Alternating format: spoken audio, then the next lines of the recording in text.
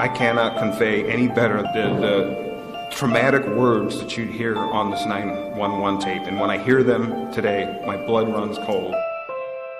911, what's your emergency? I need an ambulance. My daughter's dying, I think. Rescue is needed. 3-year-old female child, unconscious, not breathing. Christina!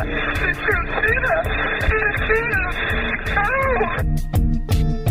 He is wasting away a life in a jail for a murder he didn't commit, and worse, for his own daughter with whom he loved.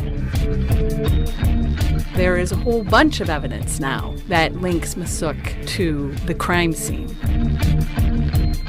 There is absolutely no evidence of any forced entry, any breaking in, and according to the defendant, the only people in that house with permission were himself and Christina. This is Suspect Convictions. I'm Willis Kern with Scott Reeder, Suspect Convictions creator. For almost 20 years, Msuk Nolan Wang has been the alternate suspect presented by the defense in the 1998 murder of 3-year-old Christina McNeil of Bloomington, Illinois. Msuk is serving a 55-year sentence for murdering her mother-in-law, Linda Tida, in 2011. The murder of Tida prompted prosecutors to reevaluate the evidence presented in Barton McNeil's trial, and it has the Illinois Innocence Project demanding his freedom. But one of the persistent mysteries of the case is, who is Msuk? Scott sought out those who know Msuk best to learn more about her. Scott, what did you discover? This is an incredibly complex person. I found her to be an absolutely fascinating person to look at and just to try to get an idea of what her motivations were. I mean, this is somebody we know went on to kill somebody. We don't know if she was involved in the death of Christina, but we do know that she went on to kill her mother-in-law.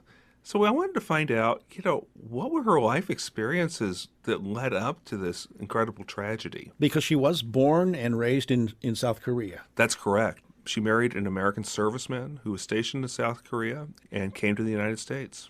So you're talking about Andy Nolan, an American soldier who was stationed near the demilitarized zone in South Korea in the 1980s when they met. He is from Hayworth, Illinois, and apparently they took to each other pretty well. Well, you're from this area. Why don't you tell folks, since we've got an international audience here, a little bit about Hayworth. Hayworth is a very small community. I don't know the exact population, but it's probably in the hundreds, more than 1,000, I think. Maybe it's 1,000. It's located about 11 miles south of Bloomington, Illinois. And as we've said before, Bloomington Normal is in central Illinois, about halfway between Chicago and St. Louis. But Hayworth is definitely your quintessential rural Midwestern community. Everybody knows everybody. They run into each other at the grocery store. Everybody knows everybody's business. So that's kind of where Andy Nolan is coming from, that kind of a community. And that's where Msuk ended up. Well, I met Msuk in 1987. It was actually through a friend, and anyway, we had a couple dates, and we hit it off, and we done the paperwork, got married. She came over 6 months after that I ETS, which was my term was finished. And so she came over, and shortly after that, we got married. Okay, so she came over on a fiancé visa or something? Yes. So you were a friend set you up. He was a soldier down the street, and he was marrying her sister. Okay. So that's the connection. Two compounds, one about 100 yards down the street, okay, which is an air defense artillery unit, and that's where this gentleman was stationed. So him and I were friends. So he set me up with his wife's sister. Well, soon-to-be wife's sister. This is a bit of a stereotype, but my understanding is there's a lot of Korean women that want to marry servicemen. It's not Korean, it's what country you go to. Everybody, not everybody, but there's a lot of them that want to get out of their way of living. So many people think the American way is the best way, and, they're wanting to get out of. Korea's a third world country. They fall in love, sure, they want to get out of there. So, but anyway, it don't make a difference if it's Korea, Japan, wherever. There's always, women or even men there looking to marry, whether it's a female soldier or a male soldier. That's Andy Nolan of Hayworth, Illinois, who was stationed in South Korea as an American soldier in the late 1980s when he met Msuk, and they married and created a life in Hayworth, Illinois. Nearly 100,000 Korean women have married American servicemen since the Korean War began back in 1950. Their plight has been the subject of study for Northwestern University history professor Ji-Yun Ya, who authored the book Beyond the Shadow of Camptown, Korean Military Brides in America. Scott, you chatted with Professor Ya a little bit about many facets of the relationship between American soldiers and some of their South Korean brides. Maybe you can talk a little bit about what she had to say. She'd interviewed many, many brides over decades, and she found some commonalities that I think would fit Ms. Suk as well. Often these are people that have had really bad relationships, perhaps have been the subject of some sort of abuse, who have had perhaps difficulty finding somebody to marry within the Korean culture. There's a lot of things here that were just fascinating that seem to overlap with what we know about Ms. Suk. Korean women who marry American servicemen among themselves are a fairly diverse group, but when compared to South Koreans as a whole, they do have some distinctive characteristics. One is that they tend to come from rural or small town areas near the bases, and they tend to be of working class or lower middle class origin, and they tend to have relatively low educational levels. Additionally, this is not for all of them, but anecdotally for a significant proportion of them, there's a fairly high proportion of incidents of abuse in their past life, abuse or trauma, often related to their experiences with men. So either with men who made promises and deserted them, or men who molested them or abused them or raped them. And often what that means is that the women sort of feel that either men are not trustworthy, in particular Korean men are not trustworthy, or that somehow they are no longer suitable for marriage within South Korea. That's Northwestern University history professor Ji-Yun Ya, who authored the book Beyond the Shadow of Camptown, Korean Military Brides in America. Ms. Suk's marital options may well have been limited. Her father was opposed to her marrying a middle-aged man who had impregnated his daughter. Yeram Van Aki, the person born of that pregnancy, described the situation as bleak for her mother, and she detailed that information to you, Scott, in a phone call from Holland. It was really bleak. I mean, she described a situation where both her partner's family and her family were very much opposed to a marriage. A very difficult situation all the way around. It's worth noting, too, Willis, that Ms. Suk hasn't been available to us to clarify any of these things that have been said.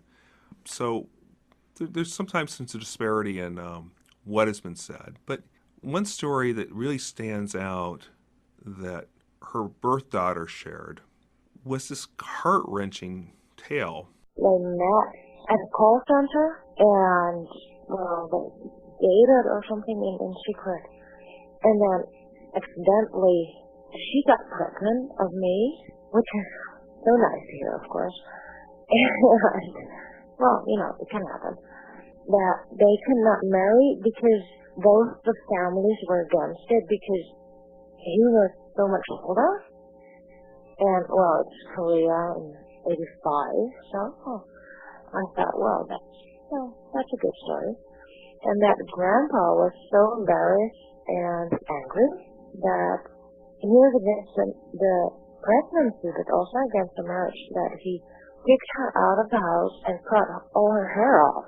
So he cut off all of her hair. Scott, that seems to me like a very unusual way of disciplining your adult child, no matter what country you live in. Yeah, I thought it was bizarre. I'd never really heard of that. I mean, I guess I'd heard stories about, after World War II, women who collaborated getting their hair cut. But I mean, I'd never heard about that used as a form of punishment. So I talked to Professor Ya at Northwestern. She's a Korean American, and she's done obviously a lot of studies, and ask her if she'd ever heard anything like this. That's actually a fairly common shaming exercise in the more conservative segments of not just Korean culture, but other cultures where a woman's long hair is a sign of her femininity and status. Had you ever heard of that within Korea? Yes, I have. Not as something that was actually done. I've actually never heard a story of that actually being done. I've heard stories of it being threatened to be done.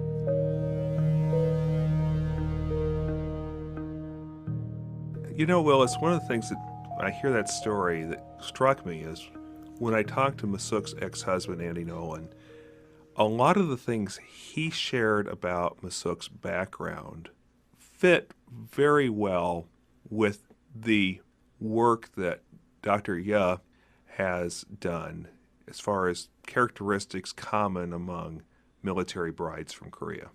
What was she living like? I mean, I saw on one of the programs your daughter said that she had a pretty rough life growing up. Well, it's not really financially rough, but what it was is her mother died when I believe she was 4 or 5. Her mother died of tuberculosis. So her sister was maybe 2, and so anyway, they bounced back and forth after her mother died, to living with her dad and living with the aunt and uncle. And when she was living with those kids were kind of like Cinderella, basically.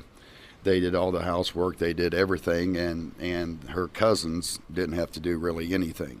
So when it came time for ice cream or treats or whatever, Misuk and her sister, they didn't get any. And the little cousins, roughly the same age, they would sit there and eat in front of them. So she had a pretty rough childhood.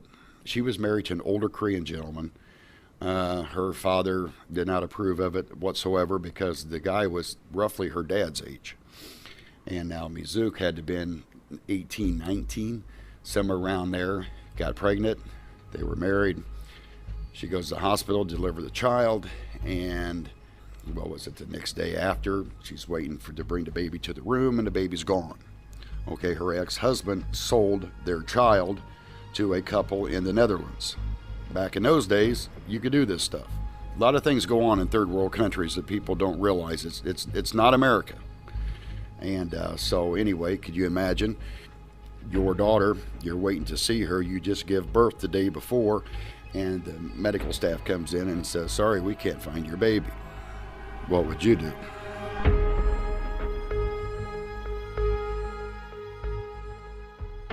But Scott, that question that he asked there, what would you do? That's rhetorical in nature right here. But we do have to kind of pause, I think, and decide what this event in Masuk's life does for her behavior going forward. This is obviously a traumatic event, if that's what happened.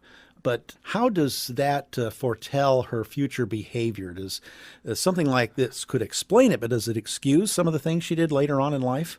Well, I don't think it can excuse, but I think, the very basic question we're asking is, did this screw her up? Did this really mess with her mind to the point that she eventually went on to kill her mother-in-law? And it's been suggested maybe somebody else. We don't know. We're looking at Masuk's life so that we can get a little bit better understanding of what she went through and the traumas she experienced so that we can have a little bit better understanding of what motivated her. And there is some dispute as to whether or not it actually unfolded the way Andy Nolan just described it. Now, we already heard from Yaram Vanaki, the child that Masuk gave birth to back in Korea when she was either married or in a relationship with this older gentleman. Yet her version of the way things unfold is a little bit different than what Andy detailed, isn't it? Yeah, it is. And, perhaps Masuk told different stories to different people. I don't have the identity of the father in Korea. I'm told he doesn't speak English, so I can't reach out to him to find out if there's any truth to this or not. We really don't know, but we know the gist of what we're getting from both the daughter and the ex-husband was she gave up a child that she wanted to keep. And we know this because Yaram Vanaki, 31 years old, living in Holland today, actually did search for Masuk many years ago, went to Korea and came to the United States and found her and did actually get to know her somewhat. Yeah, she visited here in the States twice with her mother, her birth mother, I should say. First time she came over with her adopted mother from Holland and visited. And then the second time she came over and visited Masuk by herself. So let's find out now a little bit about the version of the story that was told to Yoram Ben Aki about the details of her birth. Oh, the selling part is new to me. Okay. But she told me that she was in a clinic or hospital, but she said a cheap clinic, and that my birth father, I don't know why exactly, she didn't explain, but that he wanted the birth to be happening sooner than necessary, 2 months early, because I was born probably about 2 months early. Why? The doctor in Holland, the physician in Holland, checked me out and said, she's born at least too early, and Masuk made it, or told me, 2 months, didn't know why, and that the birth was Induced with some kind of medicine or something, and that after the birth, my father would give her all kinds of hospital papers and then sneakily put in the adoption papers, which she didn't know, so she didn't know about adoption at all. And then woozy from all the meds and the birth, signed the adoption papers without knowing. And then that she was very sorry about it, and after 4 months she knew where to find me, in which children's orphanage, and that she went to find me, but I was already in Holland. Now, Scott, that was the child that was born to Masuk in Korea back in sometime in the 1980s, and about 1985, I believe it was. Her name is Yoram Ben Aki, 31 years old, now living in Holland. She was given up for adoption immediately after the birth. Now, you conducted this phone call with her over international phone lines late at night. It's a little bit hard to decipher exactly what she's saying, so maybe you can paraphrase a little bit for us exactly the story that she told you about how these adoption papers came about. Basically, she said that Masuk was given a bunch of medical papers to sign, and slipped into the middle of this. These papers were adoption papers that she signed, basically signing away the baby. Let's emphasize this. This is the story that she says Masuk told her. Just like Andy said that Masuk told him that the child was sold by somebody else. So we're talking about a woman who's basically at least told two different stories to two different people. Exactly. And we don't know for sure if either one of these stories are true. We can discern there's some commonalities in these stories, obviously. I think we could discern that perhaps this was a very traumatic experience for her. But there's some discrepancies here between the stories that were told. We have Masuk's ex-husband, Andy Nolan, saying Yoram's father was married to Masuk. We have Yoram saying that she was told by Masuk, no, that she hadn't married this guy.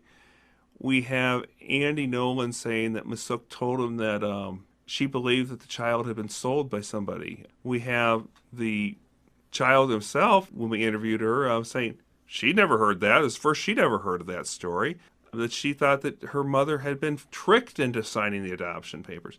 Let's really emphasize here, we don't know exactly what happened, but we know that both of these people believe what they were told by Masuk, and it's clear there's some discrepancies here, and I think that this may tell us a little bit more, inform us a little bit more about who Masuk is by the very discrepancies we see in these stories. Now, we've talked a lot about Masuk's upbringing in South Korea and how some of the cultural lifestyles that she was living at that time may have affected the way her behavior carried on in the future, some of the things that happened to her, some of the very unfortunate things that happened to her. But now let's talk a little bit about Masuk once she gets to the United States. She's married to Andy Nolan, and what happens when she comes to America? Well, to hear Andy Nolan tell it, there was a marked change that came over Masuk once she got here to Illinois. She became extremely materialistic. There seems to be some real commonality between all the people we talked in this story, whether it's Yaram or anyone else. They all describe her as an extremely materialistic person.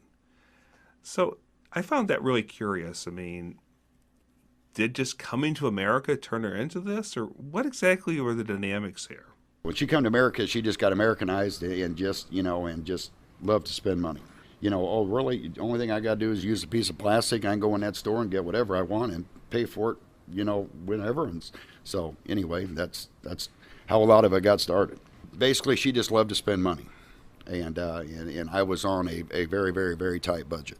Well, when we talked earlier, you said it was $1 a day. Correct. It was $1 a day. Well, how on earth do you live on $1 a day budget? Well, like I said, she handled everything. Only thing I was allowed for was $1 a day to get 2 cans of pop when I went to work.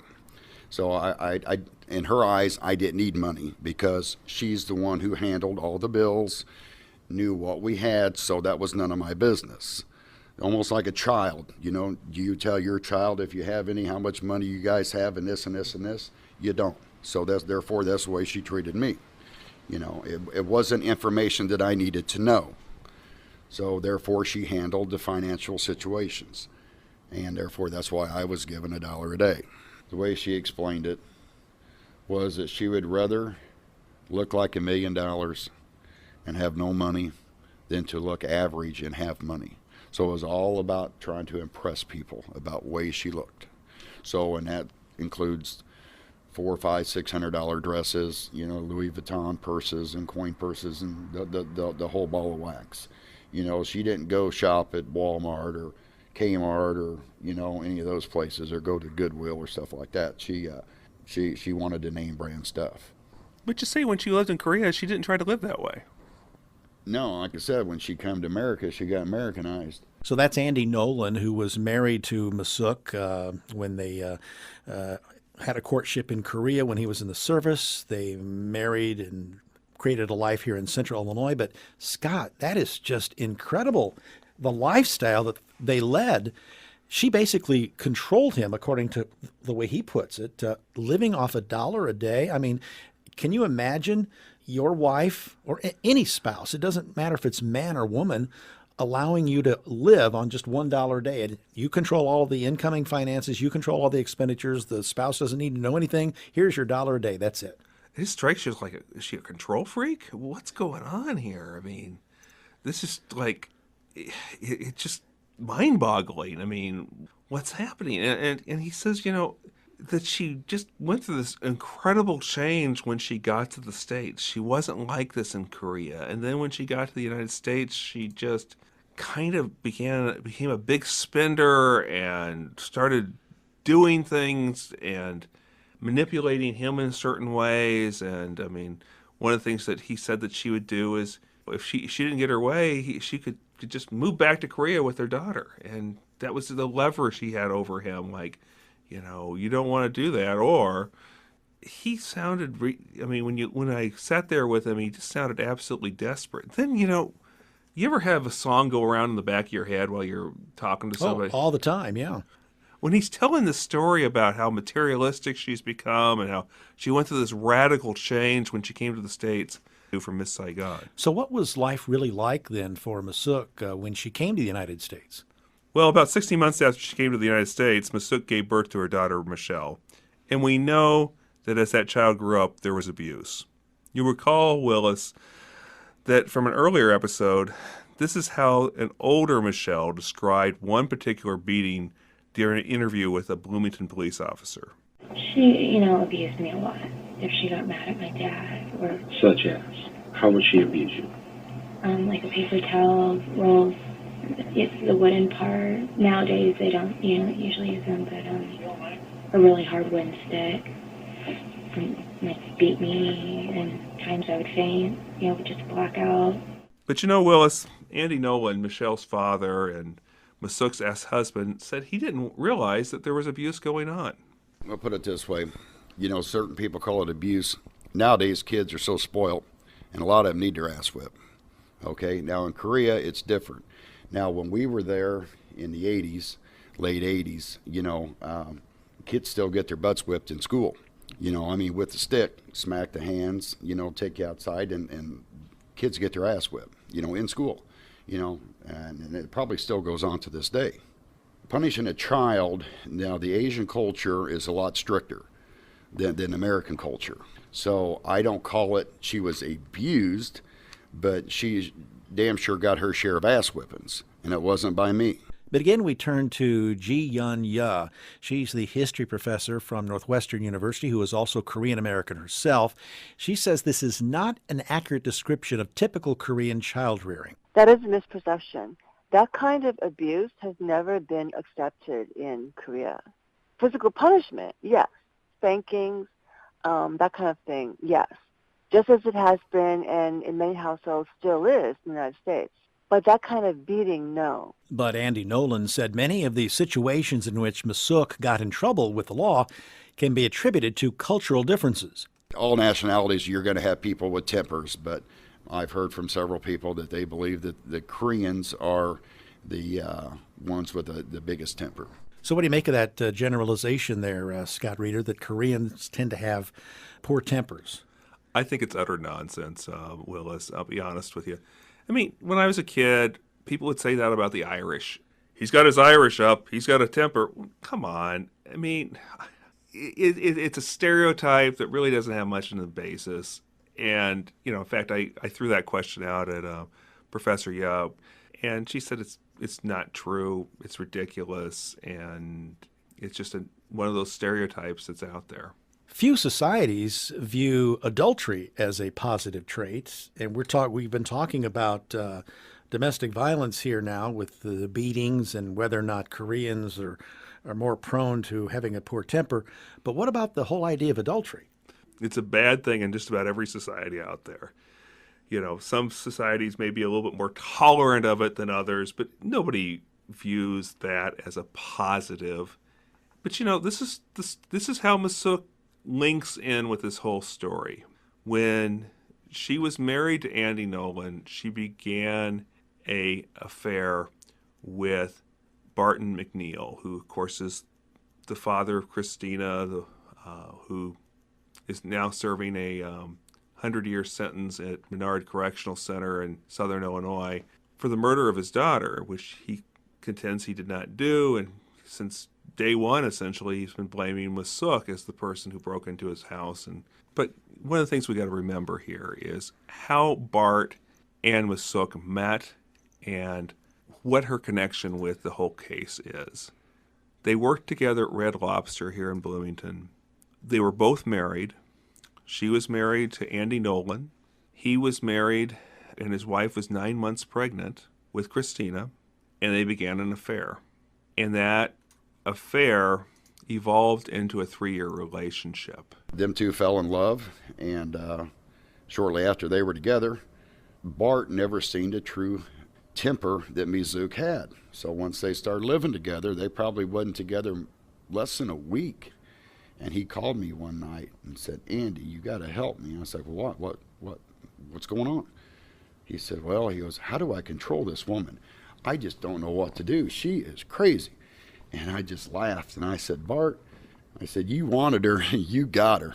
And I just hung the phone up. And I'll never forget that.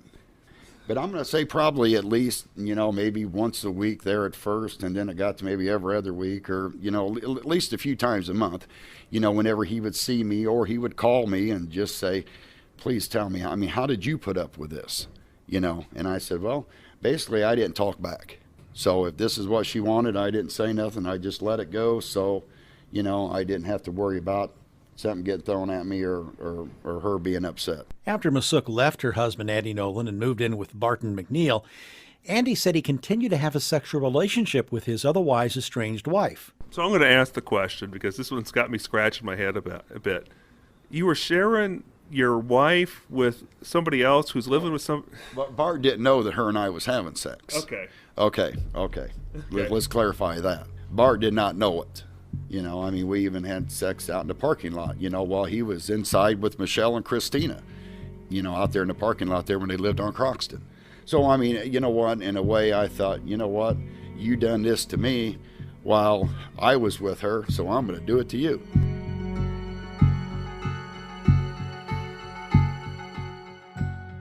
So, Scott, it's pretty clear that a love triangle of some sort has evolved here between Masuk and Andy Nolan and Barton McNeil, the man that she left Andy Nolan for.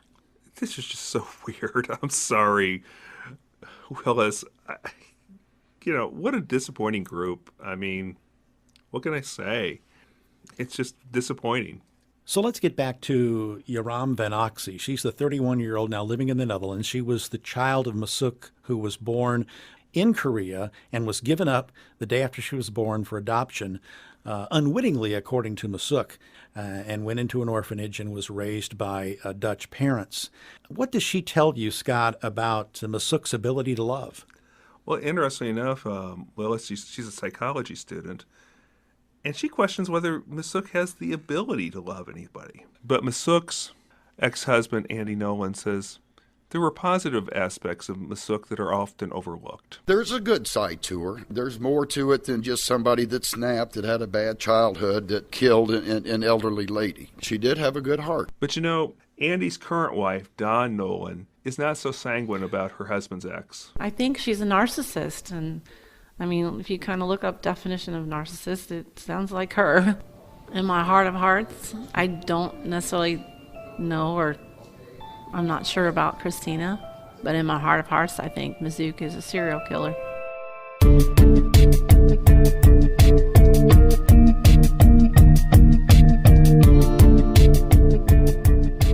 Special thanks to Colin Thompson, WGLT General Manager R.C. McBride, and the production staff of Sound Ideas, including Mike McCurdy, Charlie Schlenker, and Ryan Denham. With investigative journalist and Suspect Convictions creator Scott Reeder, I'm Willis Kern. We'll see you next week on Suspect Convictions.